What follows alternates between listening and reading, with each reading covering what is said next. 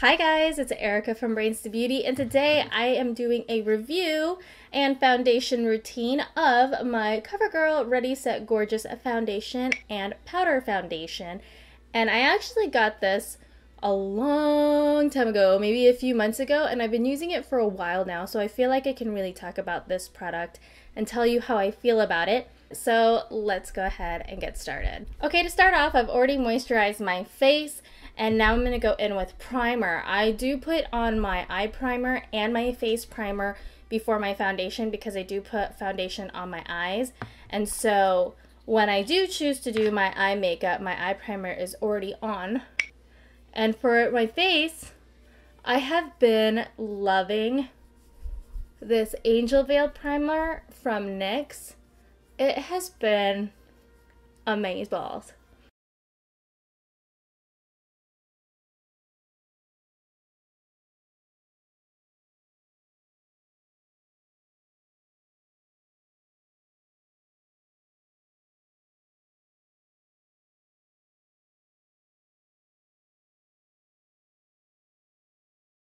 Okay, so the shade I'm using today is 220 Soft Honey, and I just took a little bit of it and I applied it to the back of my hand, and I'm using my F80 Flat Top Kabuki from Sigma, and I'm just going to buff this into the skin. And I will be totally honest with you.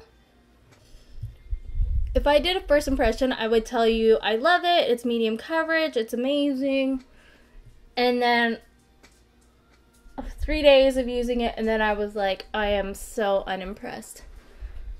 Because I don't know if you can tell, but the coverage isn't that great. It's actually really lightweight. It's supposed to be medium coverage, and it is oil-free, and it is matte, which is really nice. And it's not like the CoverGirl 3-in-1 matte where it's kind of cakey. This does not get cakey, and I think it's because of the fact that it's supposed to be medium coverage. Meaning once you build it up, it gets to medium coverage, but the first layer for me is very light coverage. I feel like my Garnier BB cream has more of a medium coverage than this does, because the issue with this foundation is it doesn't hide my redness. I don't know if you can see it on camera, but there's still redness around my nose, and you can still see the redness of some of my acne scars, and even the pink of my cheeks, that natural rosiness.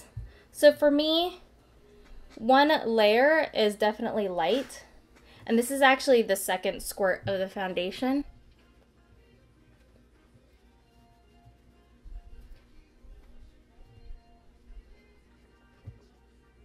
So for me, this is one layer of foundation, and I would consider this light coverage. Light coverage really only evens out the skin tone. It doesn't cover any redness, it doesn't cover any dark spots, it doesn't cover really anything, it just evens out your skin tone. Like I said, this is listed at medium coverage, and it is once you build it up. So I've technically already done 2 squirts, one for the center of my face, one for my forehead, and now I'm going to do a third little dollop. It's just a little pea size. So I'm just going to take it on my Kabuki brush, and I'm just going to tap this. The first layer I buffed, and the second layer I'm tapping, and I'm just tapping it in areas where I have a lot of dark spots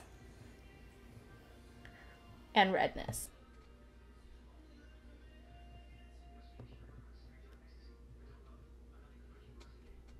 So with the second layer and tapping, it has provided me medium coverage. My redness is in fact gone, and the pink of my cheeks is gone, but I can still see dark circles on my cheeks, so I definitely would not call this full coverage. And this foundation is not marketed as full coverage anyway, so if you're looking for a more full coverage, I recommend Revlon Color Stay or CoverGirl 3-in-1 or even the L'Oreal True Match foundation. Okay, so now I am done with foundation. I'm going to go ahead and conceal because I have gotten a lot of sunspots and dark spots on my cheeks since I've moved to Florida 3 years ago. So I'm going to go in with my L'Oreal Paris Visible Lift Blur Concealer, and this is in the shade Medium. And I just apply this with my finger to the areas where I have a lot of dark spots, which is kind of on my cheeks.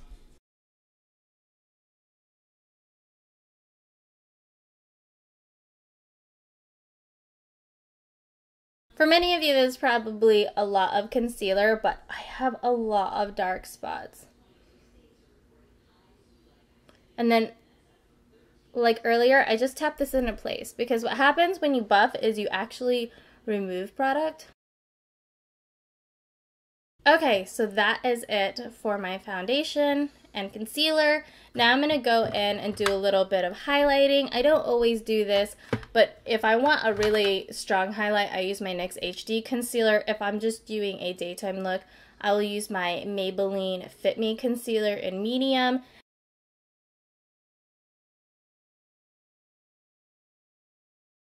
And I do highlight every day, but like I said, on a normal day, like if I'm going to work or just running errands or whatever, I would use the Maybelline Fit Me in medium, which is like so minimal of a shade difference that I can actually use that as a regular concealer, just like I did the L'Oreal Visible Lift. But the L'Oreal Visible Lift definitely has more coverage, so I prefer that for my actual coverage concealer, and then I like the Fit Me for my highlight.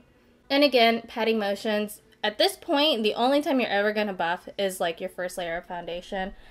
Anything beyond that, you're going to want to do dabbing motions, just unless you want to remove product. So if like you accidentally put too much blush on, you can use your foundation brush and buff it out and actually remove product if you over bronzed, over blushed, over highlighted. So then next, I'm actually going to use two different products. I'm going to use my BH Cosmetics, and this is in the shade 205, which is like this porcelain shade. I have two of these. I love them to death. I saw them from Lizzie, and she is legit, like, honest. This stuff is amazing. And I'm going to use this to set all of the areas that I just lightened.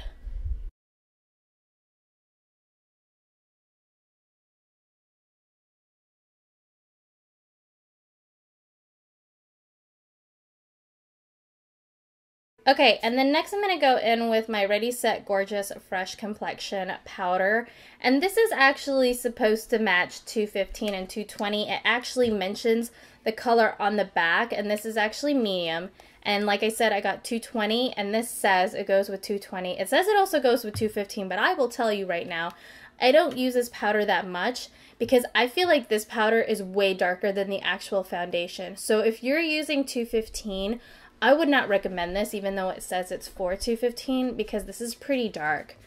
So with this, I'm using my Morphe powder brush, and I'm just applying this to the areas that I didn't lighten. So on my cheeks, my chin, around my nose, around my forehead, avoiding the center. So I'm like avoiding all the areas that I just put highlight, because I've already set that with my BH Cosmetics powder. So that is it for my face.